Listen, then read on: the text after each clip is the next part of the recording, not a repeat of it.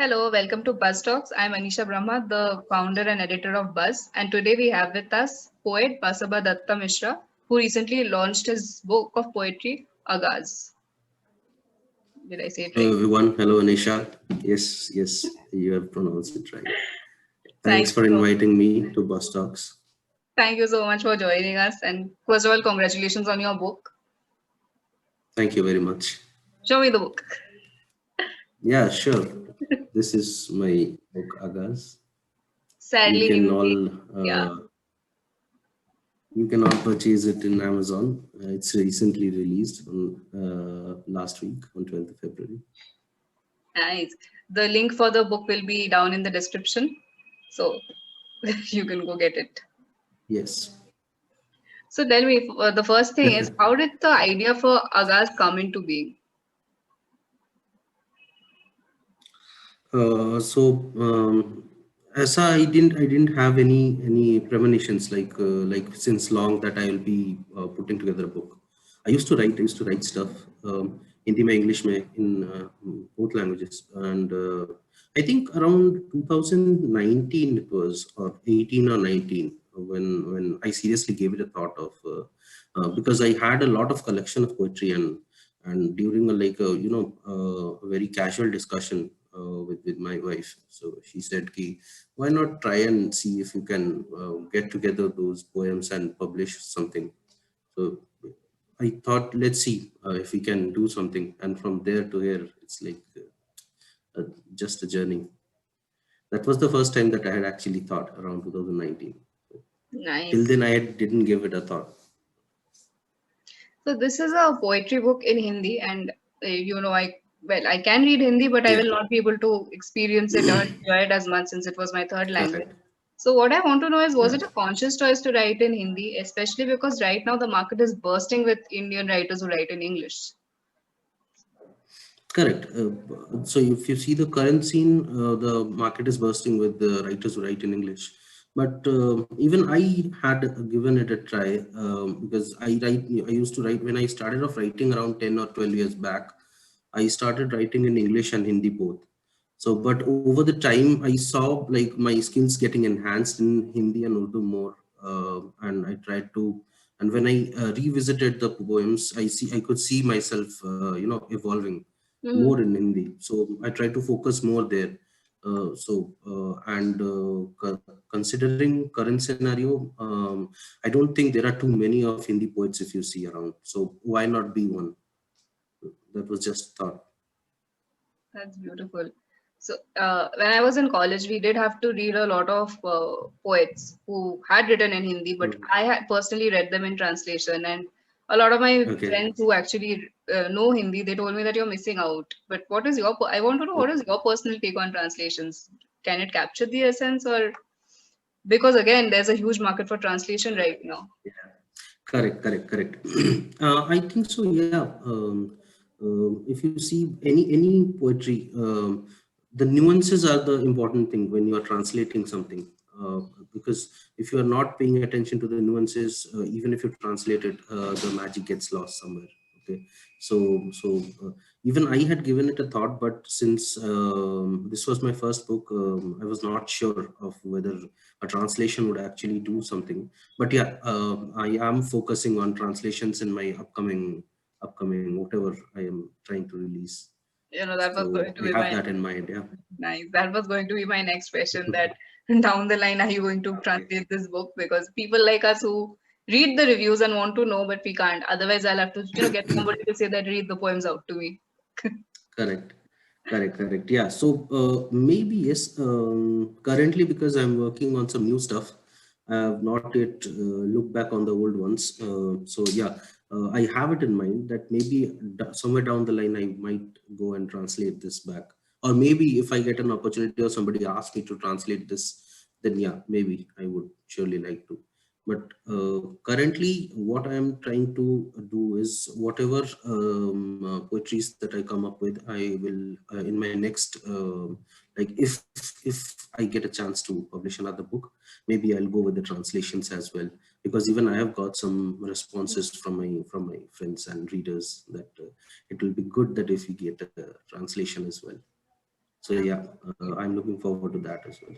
I am looking forward to that book because the minute I was asked, "Are you going to review this book?" I said, "Wait, I can speak Hindi, I can read Hindi, but not enough to read a poetry book and appreciate it.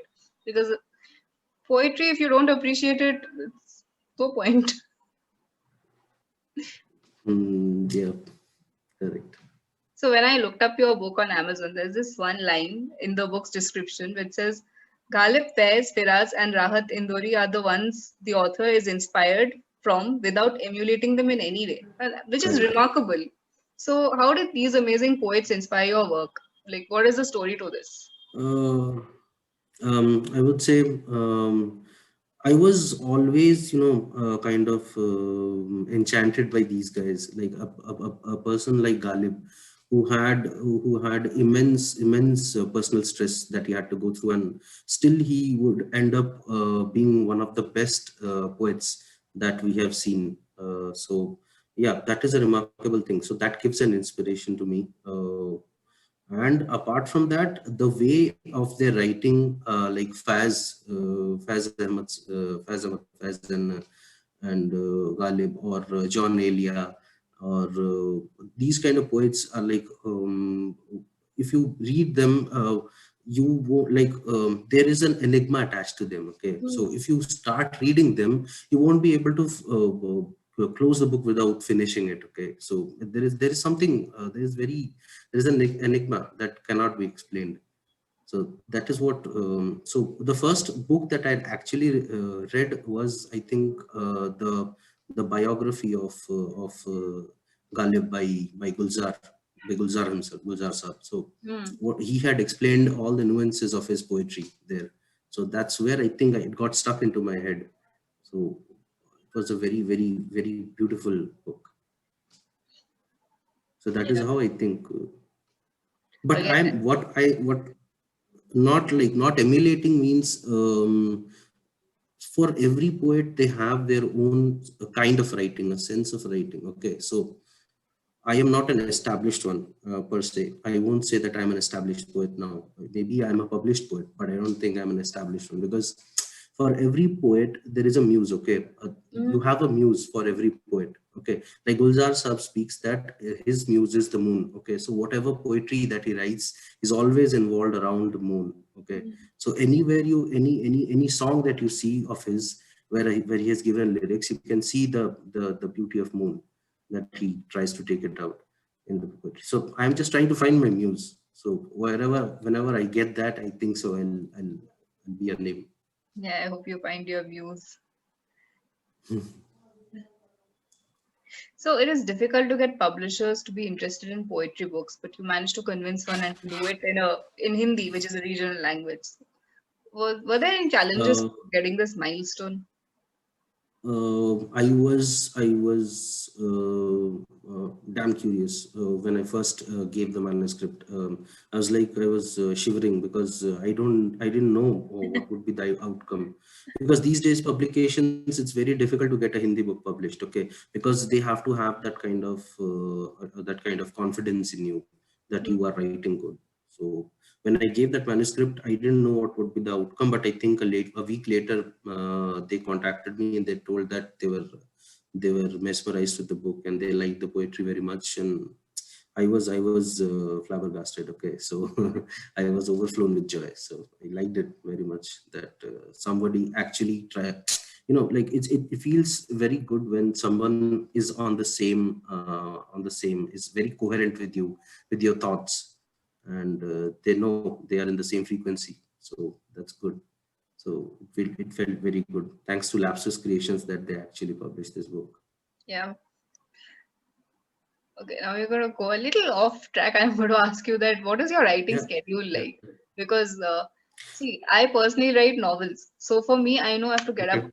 and do this. And to a certain extent, if you know the story in your head, you find like an hour and you sit and you write. But for poetry, I think it's more of inspiration and you can't really control when that hits. I would say I don't have any particular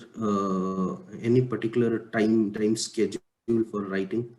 Um writing for me is like just like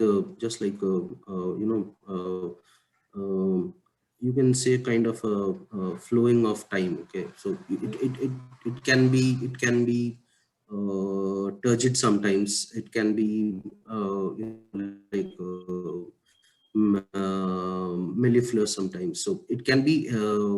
I don't want to get stuck there. Okay, in a box saying that in between this time I have to write this much. So because that again gives me a mental block. Okay, yeah. So I don't want to do that. So whenever what I try to do is I try to find inspiration, as you said. I try to find inspiration in everything that I see, and that is why I try to make observations in everything that I see.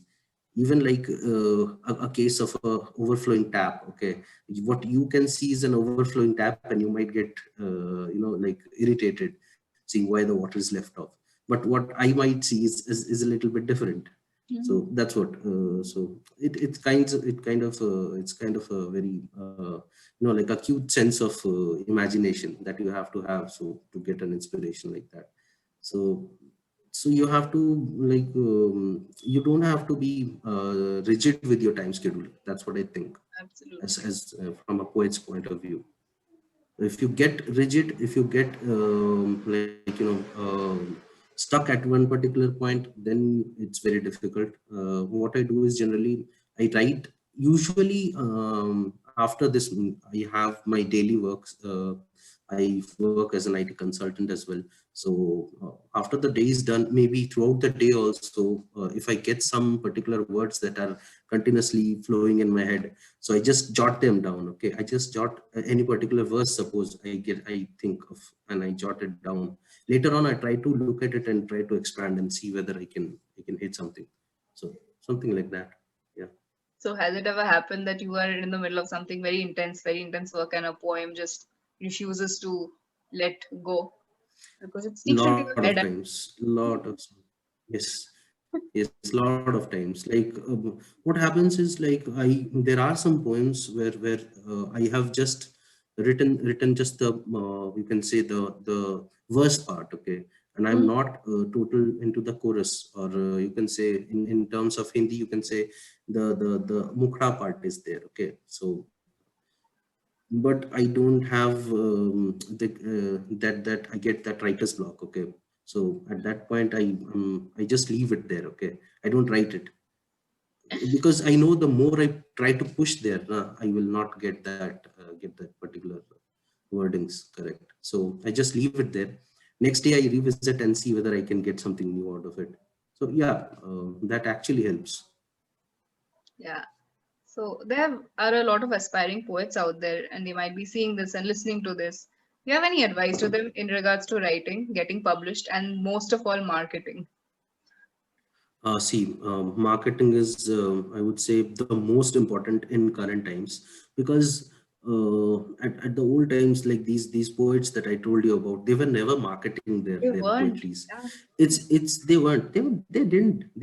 It's people. It's through people that they got to know those poetries, right? So people served as their market. Okay, but for the current times when the digital media is at full flow, at this time we need the marketing to be at our top notch. So I think marketing is as much important as this. So it is another facet that is added on to this current social media. Mm, So absolutely. and so yeah. What And about one more writing thing and is getting published? Because uh, poets, especially because young poets, I guess there might be a lot, but they also get a there are a little lot. discouraged. Yes, the first thing is you should not take anything to your heart. Okay, because it's not that every time whatever you write will come out good. It's not like that. Even Mm. I have seen so many torn pages. Okay, I wrote and I torn and I torn and I torn and I threw away one whole diary. Okay, just like that. So it happens. There's no harm to it.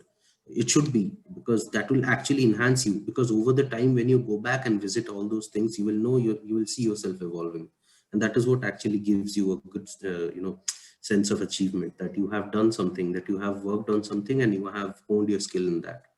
So yeah, and on in publication, I would say have your best collection of whatever you have, and then go out to people and first give them a view of it. Because the first poems that I had actually ever written, I didn't go to the I didn't go to my publisher for the first time. I went to my friends. I went to my wife, and I asked them for their reviews. How did they like it? And like this, I got some good reviews, and then I thought I was confident about myself. So yeah, you can always ask your friends and people around, so to give a very good review about it, and then you will kind of know where you stand. Okay, that makes a lot of sense. So this is a question that we ask everybody who has come on Bus Talks. Like, would you personally recommend self-publishing or traditional publishing? Because there's a huge debate around it right now. Okay. uh, as of now, see, this is my first book, and I think this has done pretty good, because even I didn't think so that it would actually have this much sales. Even my publisher said the book has done very good, and they wanted me to know, so I felt good about it. So yeah, that debate still remains, Yeah, but yeah, traditional publishing, I would say, would still remain. Okay, it will never go why not? out of phase. Okay, yeah, it will never go.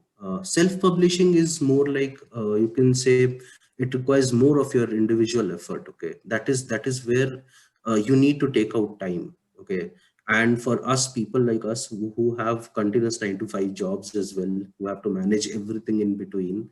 So for us, it's very difficult to manage all those things while doing self-publishing. So yeah, that debate will remain. Okay, it depends upon every person's view. Absolutely true, but actually, right now the lines are getting blurred because even traditional publishers are telling their authors that you have to help us and market your books. The only reason I Yes, know, so there is a poet that I know, she writes in English, but she said that the only reason she chose self-publishing is because she was not getting along with the editor. So because he okay. wanted to change the poem, and she said that poem is something I am not okay with editing. That's correct. That's perfect. She has stood correct on her point of view. I think Because I was thinking that about should be that done, because if you edit a poem, uh, you might be changing the entire essence of the poem. yeah, correct. So somebody has thought and put a lot of thought in that poem, right? You cannot just go and change a particular line. That actually changes the essence. That's the thing. Yeah, this is interesting. I always ask this question, and I always find new ways to look at the whole thing because Correct, I correct. Yeah. have personally explored both, and I find a lot of Okay. comfort in self-publishing because, like you said, that you have a lot You of can do the way, yes, you have a lot of like kind of individuality in that, because you put your effort. It's all your effort, right? So yeah, it comes out different. Traditional publishing, you will have lot of things pushed down on you, so those things you have to again take with you and go ahead. So yeah, that thing is per- there. so personally. What has the journey been like so far to market the book? Because again, 9 to 5 job, I can understand that it's been a It's little. pretty difficult. I think so. My name is Vasabha, but I around 2016-17, I think I started using my pen name Atish. That was the first time that I have used, I think, pen name Atish, and then from there on, I have started using that as a regular, and now I have my own Insta channel as well as Facebook page with Atish Poetry. So, and I use that for writing all my poems and publishing all my stuff that I do, like day in and day out. And through that, I try to market myself. So basically, so for me, after getting out of this 9 to 5 job, because there are two different zones, right? When you are in a 9 to 5 job, you are in a different zone, and then when Yeah. you come out and go into this book writing and stuff, and this is a totally different zone. So shifting between these two actually takes like a lot of, like, most of my energy. So yeah, it's very difficult to manage both, but still I think I try to do it to the best of my ability. So before we wrap up, what has been your all-time favorite book, and who has been the author or the poet that you turn to in times of need? I would say currently I'm reading a book by John Elia. मैं जो हूँ John Elia हूँ. The book's name is मैं जो हूँ John Elia हूँ. So there are numerous poems in that book that actually have touched my heart, and there is no specific book that I would actually say, because every book that I read gives me a different perspective. Okay, so I don't have any particular favorite as of now. So yeah, currently I'm reading John Elia, and yeah, I'm stuck to that. That was going to be our last question. That what are you currently reading? Okay, yeah. So yeah, that is you can say my current favorite, John Currently, so Elias. it's going to change when you read some other book. Yes, that's relative, totally relative with time, with what I read. So there's no one book that you, no matter what comes, this is like there. No, nothing like that, because I have a lot of books of poetry, so I cannot, like specify any particular book as like that. Okay. Thank you so much, Basaba, for talking to Buzz Magazine. We wish you all the best for all your future books, and congratulations on all the sales. So I hope it does. Thank you very much, Anisha. And Yeah, I hope you yeah. translate your book so that I can read it. Surely. And I would like every one of the Buzz people that the Buzz talks who are watching the Buzz talks, please go ahead and buy this book, Agaz by Basavadatta from Amazon. The links are given, I think, Yes. or you In can the follow description. me on Instagram. Yeah, you can follow me on Instagram in Basavadatta_Atish, and you can follow my Facebook page, Atish Poetry, and for regular contents, and anything you can please personal message me when we'll see. Thank you so much. Okay, thanks Anisha, thanks very much.